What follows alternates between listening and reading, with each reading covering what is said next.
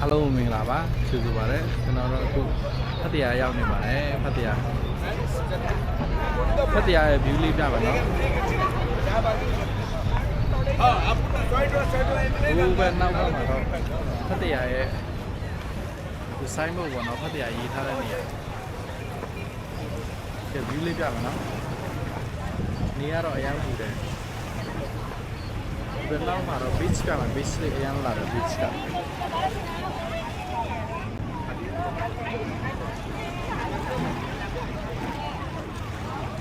ဒါတော့ဖတ်တရား beach ပေါ့နော်အရန်လာတယ်ဒီမှာကဲဘုတ်တွေကြီးပဲနော်ဟိုဘက်နောက်ဘက်မှာဘုတ်ချစ်ရယ်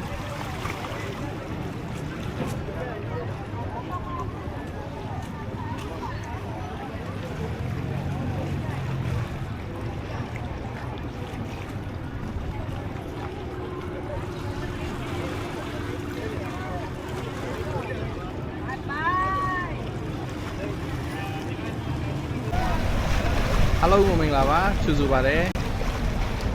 ကဲဖတ်တရားကိုရောက်နေပါတယ်ဒီနေ့ကတော့ဖတ်တရားကိုရောက်နေပါတယ်ကဲဖတ်တရားရဲ့မြင်ကွင်းလေးကြည့်ရအောင်နော်ဖတ်တရားဒီမှာနောက်ဘက်မှာတော့ beach ပေါ့နော်ကျွန်တော် beach ရဲ့ဘေးနောက်အရက်နေတာတွေ့ပါတယ်ဒါတော့ဖတ်တရားရဲ့ beach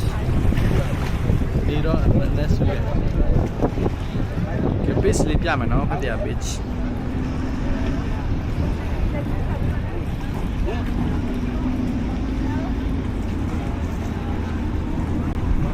ဒါတော့ဖတ်တရား beach ဖြစ်ပါတယ်ဖတ်တရားရဲ့မြင်ကွင်း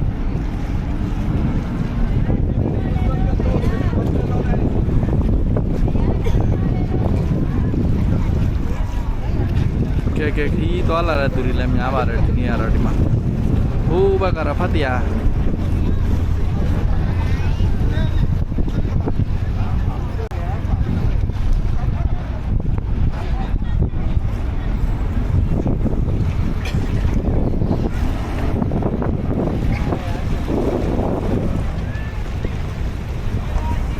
တိုက်ရနေတာပဲဒီတိုက်တယ်ရှယ်ပဲ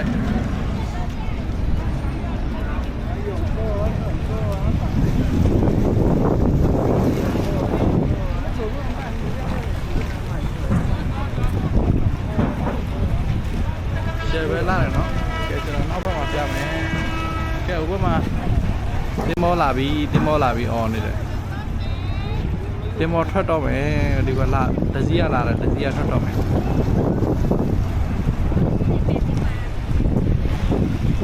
ဘန်ကောက်ကနေဖတ်တရားကိုလာတာတော့ကားကြီးရလာရင်200ဘက်လောက်ပေးရတယ်ကီလိုမီတာ150ကျော်တယ်အချိန်ကတော့2နာရီလောက်ပေးရပါတယ်ကားစီးရင်ပေါ့နော်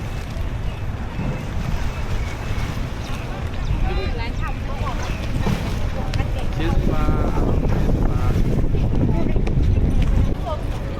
အားလုံးမင်္ဂလာပါကျေးဇူးပါတယ်ကျွန်တော်တို့ဖတ်တရားရောက်နေပါတယ်ဖတ်တရားအပန်းဖြီခီးပေါ့နော်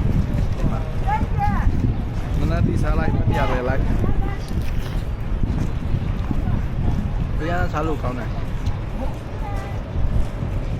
ရှယ်ပဲ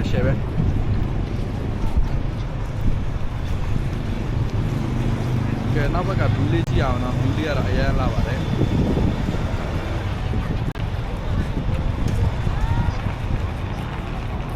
ကျွန်တော်နောက်ဘက်ကတိုက်ပြမယ်နော်ဒီမှာဖတ်တရားရဲ့မပြီးသေးတဲ့မအောင်မြင်တဲ့တိုက်ဖြစ်ပါတယ်ဒါလေးကတော့ဘိုးနောက်ကတိုက်ကတော့ဒီကပြစ်ထားတဲ့တိုက်ပေါ့နောက်ထပ်ဆောက်လို့လည်းမရတော့ဘူးဒီတိုက်က